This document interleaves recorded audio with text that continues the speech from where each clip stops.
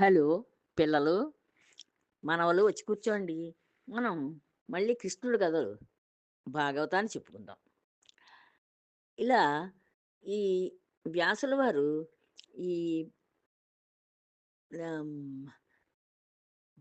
వేదాల్ని విభజించారు.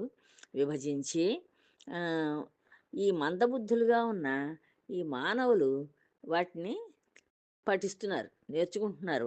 వాళ్ళు నేర్చుకుంటూ ఉంటే స్త్రీలు, శూద్రులు, బ్రహ్మబంధువులు వేదశ్రవణానికి సమర్థులు కాని కారణంగా, అంటే స్త్రీలు చదవకూడదు అన్- అని పూర్వకాలంలో ఒక నియమం ఉండేది.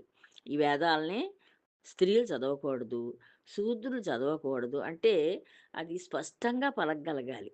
ఆ వేదాల్లో ఉన్న వాక్యాలని స్పష్టంగా పలకగలగాలి. అలా పలకగలిగిన వాళ్ళే చదవాలి. అలా పలకడం చేతకాని వాళ్ళు అక్షరాలు తప్పులు అవి పలకకూడదు, అర్థాలు మారిపోతాయి. అందుకోసానని స్త్రీలను చదవద్దని చెప్పారటప్పుడు, శూద్రులను కూడా చదవద్దని చెప్పారట. ఈ బ్రహ్మబంధువులంటే ఇంకా కొంచెం అనాగరికంగా ఉండి వాళ్ళు కూడా చదవడానికి వీల్లేదన్నారు.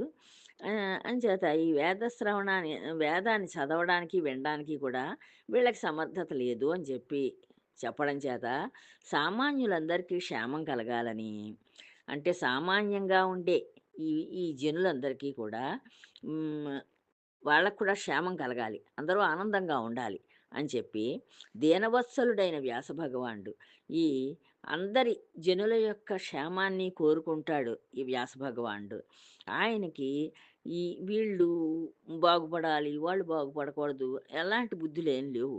అందరినీ సమానంగా ప్రేమించగలిగిన మంచి మనస్సున్నవాడు. అంచేత ఈ వ్యాస భగవానుడు ఏం చేశాడంటే మహాభారతాన్ని రచించారట. అదైతే అందరూ చదవచ్చు. అలాంటి నియమాలేం లేవు. ఇందులో వేదానికి సంబంధించిన నియమాలేం లేవు అని చెప్పి మహాభారత కథని రచించారట. అప్పటికి విశ్వశ్రేయస్సు కోసం తాను చేసిన కృషిలో ఆయన హృదయం సంతుష్టం కాలేదు. ఈ విశ్వానికంతటికీ కూడా, అంటే ఈ విశ్వంలో ఉన్న జనులందరికీ కూడా శ్రేయస్సు కలగాలి, సుఖం కలగాలి, శుభం కలగాలి. కానీ ఆయన మనస్సుకి ఈ భారతాన్ని రాసినా మనస్సు ఆనందించటం లేదు. ఈ జనులందరికీ ఇది ఇది చదవడం వల్ల, అంటే భారతంలో ఉన్నదేమిటి, అన్నదమ్ముల కుటుంబాల కథ అది. మెయిన్ అదే. ఆహ్, దా ఆ అంశం చదవడం వల్ల ఇంచుమించుగా ఏం చేస్తారంటే దుర్మార్గుల ఆలోచనలు ఎంతసేపు చెడుగానే ఉంటాయి. అంచేత ఈ దుష్టపు ఆలోచనల్లోకెళ్ళిపోతారు తప్పించి, ఈ అన్నదమ్ముల పిల్లలు కలహాలు, కొట్టుకు చావడాలే కదా అది ఎక్కువ ఉన్నది అందులోనూ. ఈ కౌరవ పాండవుల యుద్ధ నీతి ఇవే. అంతేనే కానీ అందులో కృష్ణ భగవానుడు చెప్పారు. ఆయన చాలా మంచి విషయాలు చెప్పారు. భగవద్గీత చెప్పారు, అన్నీ చెప్పారు. చెప్పినా లేదు, ఆహ్, వా వాళ్ళ ఈ తాతగారైన ఆయన కూడా చెప్పారు. ఆహ్, ధర్మనీతి, రాజనీతి అని నేను చెప్పినా అవన్నీ ఎవడు పట్టించుకోడు. ఎంతసేపు దుర్మార్గపు ఆలోచనలతోటే ఉంటాడు. అంటే కలియుగంలో మనిషి కదా! మరి కలియుగంలో మానవుడికి దుర్మార్గపు ఆలోచనలే ఎక్కువ. మూడొంతుల మంది వాళ్ళే ఉంటారు. ఒక వంతు ఎక్కడో కొంచెం మంచివాళ్ళుంటారు. అందుకోసమని ఆయన హృదయం సంతృష్టి చెందలేదుట. దీనివల్ల, ఈ భారతం వల్ల ఆహ్, లోకానికి శుభం కలుగుతుంది అని ఆయన మనసుకి అనిపించలేదు. అనిపించకపోవడంతోటి ఆయన ఇంకా బాధపడుతూనే ఉన్నారు. ఏదో ఇంకా చెయ్యాలి ఈ మానవులకి, వాళ్ళందరూ సుఖంగా ఉండాలి. అందువల్ల ఆ మహర్షి సరస్వతీ నదీ తీరంలో ఏకాంతంగా కూర్చున్నారట. ఈ వ్యాసుల వారు వెళ్ళి సరస్వతీ నది ఉంటే అక్కడ, ఆ నదీ తీరంలో ఏకాంతంగా ఒక్కరు కూర్చున్నారట అక్కడ. అసంతుష్టికి హేతువేమిటా అని ఆలోచించసాగారు. ఇన్ని రాశాను కదా నేను, వేదాల్ని విభజించి రాశాను. మరేమో ఈ భారతాన్ని రాశాను. అవి కాకుండా ఇంకా ఎన్నో ఇతిహాసాలు, పురాణాలు రాశాను. ఏం రాసినా నాకు మనసుకు మాత్రం సంతృష్టి కలగటం లేదు. ఎంచేత? ఏం తప్పు చేశాను నేనని చెప్పి ఆయనలో ఆయనే ఆలోచించుకుంటున్నారట. ఆలోచించుకుంటూ అలా సరస్వతీ నది తీరంలో కూర్చునున్న ఆయన్ని ఆహ్, ఆలోచిస్తూ అనుకుంటున్నారట ఆయన మనసులో. కఠోరమైన వ్రతాలెన్నో చేపట్టాను. నేను ఎంతో కష్టసాధ్యమైనవి నేను చేసిన వ్రతాలు. అలాంటి వ్రతాలన్నీ కూడా నేను హ్మ్, చేశాను. వేదాలను విభజించాను. వేదాలన్నిటిని చక్కగా విభజించి రాశాను. అగ్నులను అర్చించాను. అగ్నిహోత్రాలను కూడా నేను ఆహ్, పూజించాను. ఆచార్యులను గౌరవించాను. నా గురువులు గురువులుగా ఉన్న పెద్దవాళ్ళందరినీ కూడా నేను గౌరవంగా చూశాను. శాస్త్రోక్తాలైన కర్మలను ఏమాత్రం లోపం లేకుండా నడుపుతున్నాను. శాస్త్రంలో ఎలా చెప్పబడి ఉందో అలాంటి కర్మలన్నీ కూడా వాటికి ఎక్కడా ఏ లోపం జరగకుండా చక్కగా నడిపిస్తున్నాను వాటినన్నిటినీను. వేదాల్లోని అర్థాన్నంతా మహాభారత రూపంలో వెల్లడించాను. వేదాల్లో ఉండే అర్థం ఉందే, ఆ అర్థం అందరికీ తెలియదు కదా అని చెప్పి మహాభారత రూపంలో వెల్లడించాను. మహాభారతం కథ కింద రాసుకొచ్చాను. అందరికీ అర్థమవుతుంది అలా చదివితేనని. ఈ రూపంగా స్త్రీ శూ స్త్రీ శూద్రాదులు తమ తమ ధర్మకర్మాలు గుర్తించేటట్లు చేశాను. ఇప్పుడు ఇలా రాయడం వల్ల నేనెందుకు రాశానంటే ఇలా రాయడం స్త్రీలు, శూద్రులు వాళ్ళు వాళ్ళ వాళ్ళ ధర్మాల్ని తెలుసుకుంటారు. వాళ్ళు ఏం చెయ్యాలో తెలుసుకుంటారు, తెలుసుకుని నడుచుకుంటారు అని చెప్పి నేను ఇవన్నీ కూడా రాసి ఆలోచించాను. ఇంత చేసినా అదేమో కానీ నా అంతరాత్మకు సంతోషం కలగటం లేదు. ఇన్ని చేశాను. కానీ నా లోపల అంతరాత్మ ఉందే అది మాత్రం సంతోషపడటం లేదు. ఎందుకో ఇంకా బాధపడుతూనే ఉంది. నా మనస్సులో ఉన్న పరమేశ్వరుడు సంతుష్టుడు కానట్లే తోస్తున్నది. నా మనసులో పరమేశ్వరుడు ఉన్నాడు. అందరి మనసుల్లోనూ ఉంటాడు. ఆయన గ్రహించగలిగారు కనుక పరమేశ్వరుడు లోపల ఉన్నాడని ఆయన నా పరమేశ్వరుడు ఎందుకో నా మనసులో ఉండి సంతోషించటం లేదు. ఇంకా బాధపడుతున్నాడు ఎందుకనో. నాకేం చెయ్యాలో తోచటం లేదు అనుకున్నాడాయన. హేతువేమిటో, కారణం ఏమిటో తెలియటం లేదు నాకు. అన్నీ చేశాను కానీ హరికి, హరిభక్తులైన పరమహంసలకు అత్యంత ప్రియమైన భాగవత స్వరూపాన్ని చెప్పడం మాత్రం మర్చిపోయాను. అన్నీ చెప్పాను. అన్నీ బావున్నాయి. కానీ ఇంకా సంతృష్టి లేదు నాకు. ఎందుకయ్యుంటుందంటే హరికి, హరిభక్తులకి, హరిభక్తులకి పరమహంసలకి అత్యంత ప్రియమైన వాళ్ళు చాలా ప్రియంగా ఇష్టపడే భాగవత స్వరూపాన్ని చెప్పడం మాత్రం మర్చిపోయాను. భాగవతం అంటే భగవంతుడి యొక్క కథల్ని నేను చెప్పడం మర్చిపోయాను. భగవత్ స్వరూపం ఎలా ఉంటుంది, ఆయన చేసిన చేష్టితాలు అన్నీ నేను చెప్పడం మర్చిపోయాను ఎందుకనో. అదొక్కటి పక్కకి పెట్టాను. ఎంత పొరపాటు చేశాను, ఇప్పటికి నాకు మనస్సుకి తోచిందన్నమాట అని చెప్పి అనుకుంటున్నారు వ్యాసుల వారు. ఎంత పొరపాటు చేశాను నేను. ఆ భాగవత కథలు మర్చిపోయాను. భగవంతుడి కథలు కూడా చెప్పాలి కదా! అది చెప్పడం మర్చిపోయాను. ఎంత తెలివి తక్కువ పని చేశాను. నేను అన్నీ చేశాను తృప్తి పడదాం అంటే తృప్తి కలగటం లేదు మనసుకి అనుకున్నాను. ఇది ఇప్పటికి అర్థమైంది నాకు. భగవత్ కథలు హరి యొక్క కథలు మర్చిపోయాను కనుక నాకు తృప్తి కలగటం లేదు. ఎంత తెలివి తక్కువ పని చేశానో చూసారా అని చెప్పి బాధపడుతున్నారు. ఎంతటి విస్మృతి పాలయ్యాను. ఎంత తెలివి తక్కువగా నేను మర్చిపోయాను. మనసులోకి ఆ భగవంతుడిని తెచ్చుకోకుండాను అని వ్యాసమహర్షి విచారిస్తూ కూర్చున్నారు. వ్యాసమహర్షి ఆ సరస్వతీ నదీ తీరాన్ని ఇలా బాధపడుతూ కూర్చున్నారట. కూర్చుంటే ఆ సమయంలో వ్యాసుని దగ్గరికి ముల్లోకాల్లో అఖండమైన పేరు ప్రతిష్టలు సంపాదించిన వాడు శాస్త్రపురాణ విశారదుడు అయిన నారదుడు ఆకాశ మార్గాన వచ్చాడు. ఈ నారదుల వారు అన్ని లోకాలు తిరుగుతూ ఉంటారు. ఆయనకి అదే పని.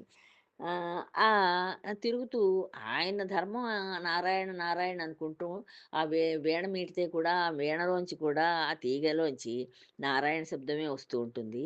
అలాగా అలా ఈ వ్యాసుడు బాధపడే టైంలో ఆయన ఆకాశ మార్గంలో విహరిస్తూ ఈ శాస్త్ర పురాణ విశారదుడైన ఈ ఆయనకు కూడా అన్ని శాస్త్రాలు, పురాణాలు అన్నీ తెలుసు నారదుల వారికి.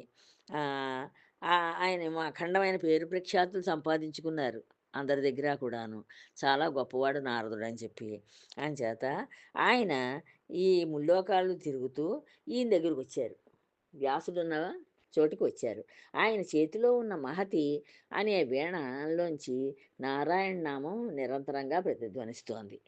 ఆయన మరి అదే మీటుతారు. ఆయన మీటేది ఆ నారాయణ నామాన్నే మీటుతారు ఆయన. అంచేత ఆ వీణలోంచి నిరంతరంగా వస్తోందిట ఎక్కడ ఆగకుండా. నారాయణ నామం ప్రతిధ్వనిస్తూ ఉందిట ఆ వీణ. ఈయన కూడా అదే పని చేస్తూ ఉంటారు. నారాయణ, నారాయణ అనుకుంటూనే అన్ని లోకాలు తిరుగుతూ ఉంటారు. ఆయన నోటి వెంట వెలువడే హరినామ సంకీర్తనం అనే అమృత ప్రవాహంలో మహాయోగులందరూ పరవశించిపోతున్నారు.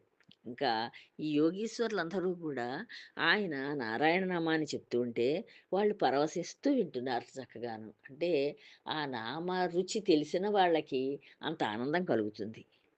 ఆ రుచి తెలియాలి. ఎవరికైనా సరే. మనస్సుకి ఆ రుచి కనుక మరిగారంటే, ఆ భగవన్నామం యొక్క రుచి, వాళ్ళు చక్కగా పరవశించిపోతూ ఉంటారు. ఆయన బంగారు రంగు జటాజూట కాంతి సమూహాలకు దిక్కులన్నీ ప్రభాత కాంతులు వహిస్తున్నాయి. ఆయన బంగారు జటాజూటంట. బంగారు రంగులో ఉందిట ఆయన జుట్టు. ఆయన జుట్టు. ఆ జటాజూటం. అది దాంట్లోంచి ఆ కాంతి సమూహాలు ఆ బంగారంలోంచి బంగారపు తీగల్లా ఉన్నాయట జుట్టు. అంచేత అందులోంచి వచ్చే కాంతి కూడా దిక్కులన్నీ కూడా అన్ని దిక్కుల్లోనూ గూడా సూర్యుడు ఉదయించేటప్పుడు ఎలాంటి కాంతులొస్తాయో అలా ప్రభాత కాంతులు వస్తున్నాయట. ఆయన ఒంటి నిండా ధరించిన తులసిమాలల సుగంధాలు గగనాంగనం నిండా వ్యాపిస్తున్నాయి. ఆయన ఒంటి నిండా చక్కగా తులసి మాలలేసుకున్నారట. వేసుకొనొస్తున్నారు. అంచేత ఆ తులసి నుంచి వచ్చే సుగంధం ఆ ఆకాశం అంతా నిండిపోయి వ్యాపించి ఉందిట. ఆ విధంగా వచ్చిన నారద మహర్షి వినయశీలుడు, వేద విభాగ విద్వాసముల్లాసుడు, సంసార దుఃఖదూరుడు, మనోవిజ్ఞాన సాంద్రుడు అయిన వ్యాసముని చంద్రుడిని సందర్శించారు. ఆయన ఎక్కడికి? వ్యాసుల వారి దగ్గరికి వచ్చారు. ఈ వ్యాసుల వారు ఎలా ఉన్నారంటే, ఎంతో వినయంగా ఉన్నారు. వేద విభాగాలు చేసి విద్య ఆయన విద్యనంతని చక్కగా వ్యాపింపజేశారు. సంసార దుఃఖదూరుడు. ఆయనకి సంసారం గొడవ ఏం లేదు. సంసారం, పిల్లలు ఏమీ ఆయనకొక పిల్లాడు పుట్టాడు. ఆయనే సుఖయోగి. ఆయన పుడుతూనే దూరంగా వెళ్ళిపోయారు ఈయన్నొదిలేసి. అంచేత ఇంక ఎటువంటి సంసార దుఃఖము లేదు ఆయనకి. మనోవిజ్ఞాన సాంద్రుడు. మనస్సు నిండా ఎంతో విజ్ఞానాన్నే పెట్టుకున్నారు. కథలు, భగవత్ కార్యాలే ఉన్నాయి. అయినా వ్యాసముని చంద్రుడిని సందర్శించారు. ఈ మున్ని ఆయన చూశారు. నారదుల వారు. ఈ విధంగా తన ఆశ్రమానికి విచ్చేసిన నారదుడిని చూసి లేచి పరాశర్యుడు యథావిధిగా పూజించాడు. ఈ పరాశర మహర్షి యొక్క కొడుకైన వ్యాస మహాముని ఆయన తన ఆశ్రమానికి రాగానే లేచి నిలబడి ఆయనకి స్వాగతం పలికి యథావిధిగా ఆయన్ని పూజించారట. నారదుల వారిని. అప్పుడు నారదుడు మధుర మందహాస సుందర వదనారవిందంతో మహ మహతీ విపంచిని మెల్లగా మెడుతూ ఇలా ప్రశ్నించారు. ఆయనేం చేస్తున్నారు నారదుల వారు? మధురంగా, మందహాసంగా అంటే చిన్న చిరునవ్వు నవ్వారట. నవ్వి అది ఆ నవ్వు ఎంతో మధురంగా ఉంది. సుందర వదనార విందంతో చక్కగా అందమైన ముఖ కవళికలున్నాయి ఆయనలోన. మహతీ విపంచిని అంటే ఆయన వీణ పేరు మహతి. ఆ మహతిని మెల్లగా మీటుతున్నారట. చాలా నెమ్మదిగా మీటుతూ ఈ వ్యాసుల వారిని ఇలా ప్రశ్నిస్తున్నారట.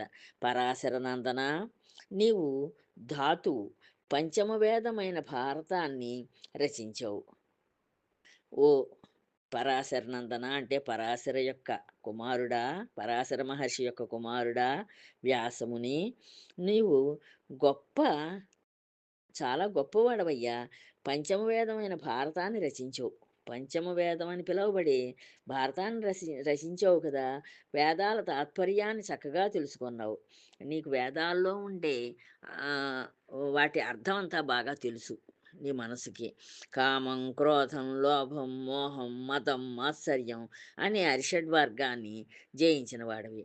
నీకు కామం లేదు. అంటే కోరికలు లేవు. కోపం లేదు. లోభం లేదు. అయ్యో! ఇది నాకు కావాలి అని లోభబుద్ధి లేదు, మోహం లేదు, దేన్ని చూసి మోహించవు, ఇష్టపడవు. అయ్యో! ఇది నాకు నేను పొందాలి అని. మదం లేదు, మాత్సర్యం లేదు అని అరిషడ్వర్గాన్ని ఇవి 6 శత్రువులన్నమాట మనకి. ఈ 6 శత్రువుల్ని నువ్వు జయించావు అని చెప్తున్నారు నారదుల వారు ఈ వ్యాసుల వారికి. పరబ్రహ్మతత్వాన్ని నిర్ణయించిన వాడు. పరబ్రహ్మ ఎలా ఉంటారో ఆయన్ని గురించి నీకు అన్నీ తెలుసును గనక చక్కగా ఆయన్ని వర్ణించగలిగావు. యోగులలో అగ్రేసరుడు. యోగ యోగులు ఎంతమంది ఉన్నారో లోనూ నువ్వు మొట్టమొదటి వాడి కింద చెప్పొచ్చు. నువ్వు వాళ్ళందరిలోకి మొదటివాడిగా చెప్పాలి. వినయ సంపన్నుడవు. ఎంతో వినయంతోటున్నావు తండ్రి నువ్వు. ఇటువంటి నీవు ఈ విధంగా చలించిపోయి పిరికివాడి వలె విచారించడానికి కారణం ఏమిటయ్యా? నువ్వు ఇంత గొప్పవాడివి. అయినా సరే ఎందుకో నువ్వు ఆహ్, ఆహ్, ఏంటో ఓ పిరికివాడిలాగా తయారయ్యావు ఎందుకనో. కనిపిస్తున్నావు చూడ్డానికి. పిరికివాడిలా కనిపిస్తూ ఎందుకో విచారంలో మునిగిపోయున్నావు. ఏమిటి నీ విచారం? అని అడిగారు నారదుల వారు. ఆశ్చర్యంగా ఉందే! నిన్ను చూస్తుంటే ఇంత గొప్పవాడివి, నీకసలు ఏది అరిషడ్ వర్గాలు లేవు. నీకు ఓ కుటుంబం గొడవ ఏమీ లేదు. అయినా సరే నువ్వు ఎందుకిలా బాధపడుతున్నావు? ఎందుకిలా బెంగెట్టుకునున్నావు? నాకు చాలా ఆశ్చర్యమేస్తోంది అని చెప్పి అడిగారు నారదుడు. అప్పుడు నారద మహర్షితో వ్యాస మహర్షి ఇలా అన్నారు. అప్పుడు ఈ వ్యాసుల వారు మాట్లాడుతున్నారనమాట. మహాముని, నీకు తెలియందేముంటుంది? ఓ మహాముని, ఉత్తినే నన్ను అడుగుతున్నావు కానీ నీకు తెలియనిదంటూ ఏమైనా ఉందా? బ్రహ్మమానస పుత్రుడివి. నువ్వు బ్రహ్మగారు మనస్సులో తలుచుకోగానే పుట్టావు నువ్వు. ఆయన మనస్సులో నాకొక కొడుకు కావాలి అనుకోగానే నువ్వు పుట్టావు. శ్రీమన్నారాయణ సంకీర్తనాన్ని స్వీకరించావు.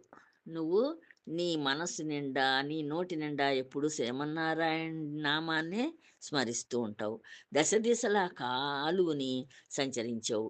నువ్వు అన్ని దిక్కుల్లోనూ కూడా చక్కగా కాళ్ళతోటి హాయిగా తిరుగుతూ ఉంటావు. అన్ని దిక్కులో తిరుగుతావు. మహత్తరమైన తత్వోపదేశంలో అందవేశం చేయి అనిపించుకున్నావు. నువ్వు మహత్తత్వాన్ని ఎవరికైనా అంటే ఆ భగవంతుడి యొక్క తత్వాలని నువ్వు ఉపదేశించాలి, చెప్పాలి అంటే నువ్వే చెప్పాలి. ఇంకెవరు చెప్పినా అంత బాగా వాళ్ళ ఎదుటి వాళ్ళ మనస్సుకి హత్తుకోదు. అంత గొప్పవాడివి. అంతేకాదు నీవు సూర్యభగవానుడిలాగా ముల్లోకాల్లో సంచరిస్తావు. నువ్వు సూర్యభగవానుడు ఎలాగ 3 లోకాల్లో తిరుగుతూ ఉంటాడో, అలాగా నువ్వు కూడా 3 లోకాల్లోనూ సంచరిస్తూ ఉంటావు. నువ్వు ఒకే చోట ఉండవు అని చెప్పారు. వాయుదేవుడిలాగా సర్వమానవుల మనస్సులలో మెలుగుతూ ఉంటావు. వాయువు ఇప్పుడు మన అందరిలోనూ ప్రతి జీవుల్లోనూ వాయువు ఉంటుంది. ఆ వాయువు ఉంటేనే మనం ఉన్నట్టు లెక్క. ఆ వాయువు పైకెళ్ళి బయటికొచ్చేసింది అంటే మనలోంచి అంతే. అది ఇంకా మా ఆ జీవుడి కింద చెప్పబడానికి లేదు. ఆఖరైపోయినట్లే. సమస్తము తెలిసినవాడవు. నీకన్నీ తెలుసునయ్యా. నీకు తెలియని విషయం అంటూ లేదు. నీవు ఎరుగని ధర్మం అంటూ ఈ లోకాలలో ఏదీ లేదు. ఈ ఇన్ని లోకాల్లోనూ కూడా అసలు నీకు ఈ ధర్మం తెలియదు అనడానికి లేదు. అన్ని ధర్మాలు తెలుసు. ఎక్కడ ఏ ధర్మం నడుస్తోందో అన్ని ధర్మాలను నువ్వెరుగుదువు. అనేకం ఆలోచించిన వాడవు. అనేక రకాలుగా నువ్వు మనసు నిండా ఆలోచిస్తూ ఉంటావు. నాకు ప్రాప్తించిన కొరత ఏమిటో నీకు తెలియంది కాదు. నాకు ఇలాగ ఈ కొరత ఎందుకొచ్చింది నా మనసుకి, అది నీకు తెలుసును. నువ్వు కూడా నా మనసులో వాయువులా సంచరిస్తూనే ఉంటావు కదా! అంచేత నువ్వు అందరి మనస్సుల్లో ఏమేముందో నీకు తెలుస్తుంది. కానీ నువ్వు తెలియనట్లుగా నన్నడుగుతున్నావు. అని చెప్తున్నారు వ్యాసుల వారు. "ఓ నారదా! ఈ లోపానికి కారణం ఏమిటో దయతో నాకు వివరించి చెప్పు. నీకు తెలుసును గనక, నా మనస్సులో కూడా నువ్వు విహరిస్తూ ఉంటావు గనక, ఈ నాకీ లోపం కలగడానికి, ఈ మనస్సు ఈ లోపంతోటి ఇలా బాధపడ్డానికి కారణం ఏమిటో కాస్త దయతోటి చెప్పవయ్యా నాకు" అని అడిగారు. వ్యాసమునీంద్రుని మాటలు విని నారదుడు ఇలా అన్నాడు. ఈ వ్యాసుడు అడిగిన ప్రశ్నకి నారదుల వారు ఇలా అంటున్నారు, సమాధానం చెప్తున్నారు. "ఆర్యపూజిత! నువ్వు అందరు గొప్పవాళ్ళ చేత అందరి చేత పూజింపబడుతూ ఉంటావు కదయ్యా! నీవు అశేషాలైన ధర్మ విశేషాలన్నీ వెల్లడించావు. ఎన్నో విశేషాలు కలిగిన ధర్మాలన్నీ నువ్వు చెప్పావయ్యా! ఓహ్! వ్యాస. అయితే చేసిన పొరపాటేమిటంటే, అందులో విష్ణు కథలు కొంచెం కొంచెంగా మాత్రమే చెప్పావు. నువ్వు చెప్పిన కథలున్నాయే, ఆ కథల్లో విష్ణు కథలు చాలా కొద్ది కొద్దిగా వర్ణించి చెప్పావు. అంతేనే కానీ పూర్తిగా విష్ణుదేవుడిని నువ్వు వర్ణించలేదు. అది నువ్వు చేసిన కొరత. చక్కగా సమగ్రంగా చెప్పలేదు. పూర్తిగా కూడా చెప్పలేదు. ఆ విష్ణు కథలు. ఎన్ని ధర్మాలు విస్తరించి చెప్పినా భగవంతుడు సంతోషించడు. నువ్వు ఎన్నో ధర్మాలు చెప్పి ఉండొచ్చు. హ్మ్. బాగా విస్తరించే చెప్పావు. వివరంగా చెప్పావు. కానీ ఆ భగవంతుడు సంతోషించాలంటే ఆ కథలు చాలవు. వాసుదేవుని గుణ విశేషాలు అందంగా వర్ణించి చెప్పాలి. ఈ వాసుదేవుడున్నాడే విష్ణుమూర్తి, ఆయన గుణగణాల్ని చక్కగా వర్ణించి నువ్వు చెప్పగలగాలి. చెప్తే అప్పుడు భగవంతుడు సంతోషిస్తాడు. నీ మనస్సుకు ఈ కొరత రావడానికి కారణం నీవు నీ గ్రంథాలలో హరినామ సంకీర్తనం ప్రధానంగా చేయకపోవడమే. నువ్వు నీకు ఇలా కొరత రావడానికి నీ మనసుకి కారణం ఏంటంటే, నువ్వు నీ పుస్తకాల్లో హరినామ సంకీర్తనం పూర్తిగా చెయ్యలేదు. చేయకపోవడం చేత ప్రధానంగా చేయలేదు. అది నువ్వు చేసిన లోటు అని చెప్పారీయన నారదుల వారు. పరాశర్య అంటే ఓ పరాశర మహర్షి యొక్క కుమారుడా, హరినామ సంకీర్తనంతో ప్రకాశించే కావ్యం బంగారు కమలాలతోటి ఈ హరినామ సంకీర్తనలు నువ్వు చేస్తూ కనుక కథలు చెప్పావనుకో, అలా చేస్తే ఆ కావ్యం బంగారు కమలాలతోటి, కలహంసల పంక్తులతోటి, కలహంసలు పంక్తులు పంక్తులుగా అంటే వరసలుగా ఆ నదుల నిండా వెడుతూ ఉన్నట్లు, బంగారు కమలాలు దాని నిండా ఉన్నట్లు, ఎంతో శోభాయమానమైన అంటే ఎంతో అందాన్ని సమకూర్చే ఆ మానస సరోవరం ఎలా ఉంటుందో, ఎంత అందంగా ఉంటుందో, అలాగ విరాజిల్లుతుంది. నువ్వు హరినామ కీర్తనలు చేసి, హరికథలు చెప్పావంటేను. హరినామ సంకీర్తనం లేని కావ్యం చిత్ర విచిత్రాలైన అర్థాలతో కూడినదై కూడా దుర్గంధభూయిష్టమై కాకులు మూగిన ఎంగిలాకుల బురదగుంటలాగా శోభాకరం కాదు. అది ఇంక నువ్వు మిగతావి ఎన్ని వర్ణించి చెప్పు. ఆ వర్ణించి చెప్పింది ఎలా ఉంటుందిటంటే, దుర్గంధంతోటి ఉంటుందిట. అంటే చెడ్డ వాసనలొస్తూ ఉంటుందిట. ఆహ్, కాకులు మూగిపోతాయక్కడ.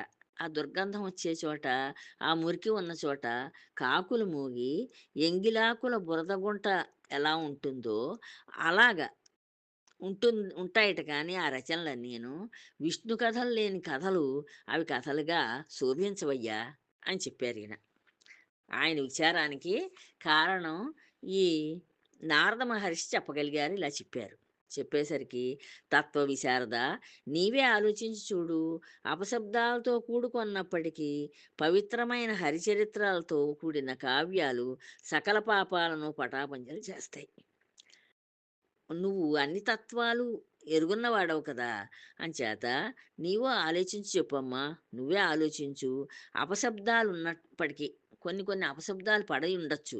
అలాంటి ఆ అపవిత్రమైన శబ్దాలతోటి కూడి ఉన్నప్పటికీ పవిత్రమైన హరిచరిత్రను రాసావనుకో, పరిచ హరిచరిత్రంతోటి కూడిన కావ్యాలు సకల పాపాలని పటాపంచలు చేసేస్తాయి. పాపాలనన్నింటినీ కూడా పోగొట్టేస్తాయి. అందువల్ల సజ్జనులైన తపోధనులు శ్రీహరిని భావిస్తూ అంచేత ఏం చేస్తారంటే, సజ్జనులైన వాళ్ళందరూ తపోధనులున్నారే వాళ్ళు శ్రీహరినే భావిస్తూ ఉంటారు. శ్రీహరినే తలుచుకుంటూ ఉంటారు. శ్రీహరి లీలలు గానం చేస్తూ, శ్రీహరి యొక్క ఆయన చేసిన పనులన్నీ అందరికీ చెప్తూ ఉంటారు.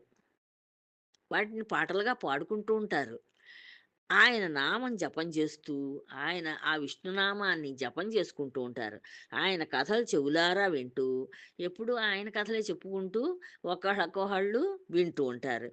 ఎప్పుడూ ఆయన్నే కీర్తిస్తూ, ఎప్పుడూ ఆ భగవంతుడినే కీర్తిస్తూ ఉంటారు. తమ జన్మ సార్థకం చేసుకుంటారు. ఇలా చేయడం వల్ల ఏమవుతుంది? వాళ్ళ పాపాలన్నీ పటాపంచలయ్యి, వాళ్ళ జన్మ రాహిత్యం కలుగుతుంది వాళ్ళకి. కలిగి వాళ్ళు భగవంతుల్లో లీనమవ్వగలుగుతారు. ఈ జన్మకి సార్థకత దొరుకుతుంది. అంచేత నువ్వు ఆ హరినామ సంకీర్తన చేస్తూ హరికథలు రాయి. ఆయన హరిని పొగుడుతూ రాయి. అప్పుడు నీకు మనస్తాపం తగ్గుతుంది అని చెప్పారు నారదుల వారు ఈ వ్యాసుల వారికి. తర్వాత మిగతా కథ చెప్పుకుందాం అమ్మా ఉంటాను.